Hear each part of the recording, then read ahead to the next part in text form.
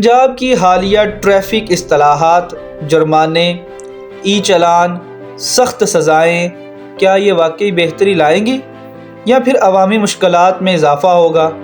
اس video میں ہم نئے ٹریفک قانون کے فوائد، نقصانات اور احتیاطی تجاویز تفصیل سے تجزیہ کرتے ہیں۔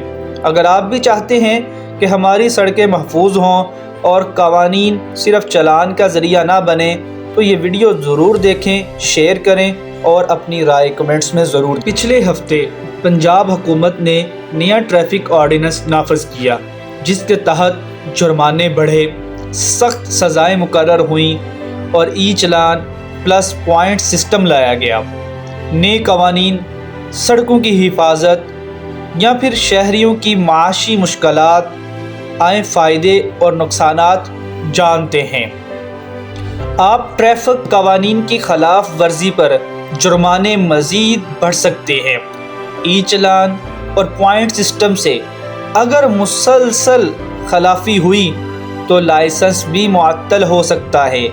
یہ اقدامات سڑکوں پر ڈسپلن لائیں گے، حادثات کم کریں گے اور شہری محفوظ رہیں گے، خاص طور پر بچوں، مسافروں اور روزانہ سفر کرنے والوں کے لیے۔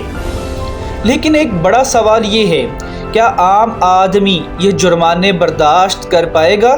کیا عام آدمی یہ جرمانے برداشت کر پائے گا؟ موٹر سائیکل والے اور لوئر انکم والے شہری جن کی روزمرہ آمد و رفت ہی بائک پر ہے، ان کے لیے 2 سے 5 ہزار روپے تک کا جرمانہ یا موٹر سائیکل بند ہو جانا بہت بڑا مسئلہ بن جائے گا۔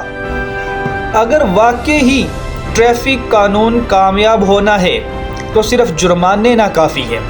ہمیں چاہیے کہ ٹریفک سگنلز، لین مارکس، سڑکوں کی مرمت، بنیادی انفراسٹرکچر بہتر ہو، عوامی شعور بیدار کریں، اسکولوں، کالجوں اور ڈرائیونگ اسکولز میں ٹریفک ایجوکیشن لازمی بنائیں، پبلک ٹرانسپورٹ سسٹم بہتر کریں تاکہ موٹر سائیکل یا پرانی گاڑی پر انحصار کم ہو جائے، جرمانے متوازن ہوں، غریب اور متوسط آمدن والے افراد کے لیے جزوی معافی یا اقساط کا نظام ہو۔